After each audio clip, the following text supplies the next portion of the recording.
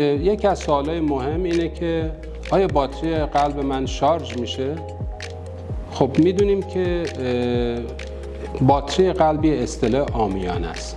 در واقع هر وسیله الکتریکی که برای تنظیم ضربان قلب کاشته میشه به طور عامیانه اکثر مردم میگن باتری قلب.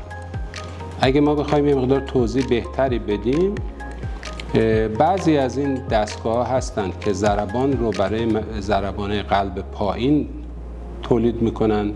ما بهشون میگیم پیس میکر یا ضربان ساز. اینا ولتاژشون ولتاژ خروجیشون کمتره و برای ضربان کند طراحی شدن.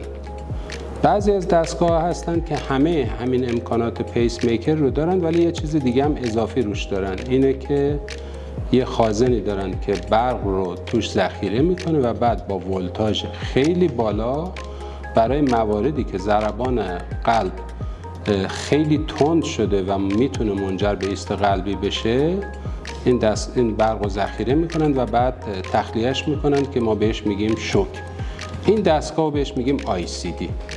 کلا تمام این وسایل الکتریکی هستند و برای اینکه کارشون رو انجام بدن احتیاج به یک منبع تغذیه یا باتری دارن که اینا معمولاً ولتاژشون حول و حوش 3 ولت یا کمی بیشتر و کمتر هست.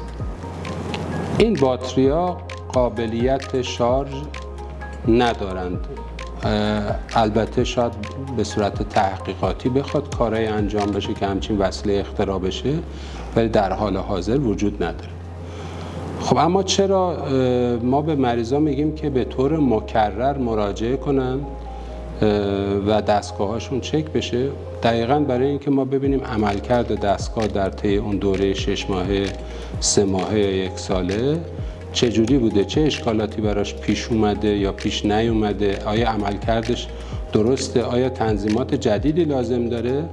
ما به این کار بهش میگیم آنالیز و پروگرامینگ دوره‌ای پیس میکر و ICD. پس بنابراین مراجعات مکرر برای شارژ باتری نیست. عمده این وسایل طول عمری به طور متوسط نزدیک 10 سال برای پیس میکر دارند و برای ICD چون مصرف برقش بالاتره بین 5 تا 7 ساله، ولی خب بسته به عملکرد دستگاه ممکنه که طول عمر یه دستگاه پیس میکر یا ICD کمتر یا بیشتر باشه. خلاصه هیچ باتری قابل شارژی برای پیس میکر و ICD در هیچ جای دنیا فعلا وجود نداره.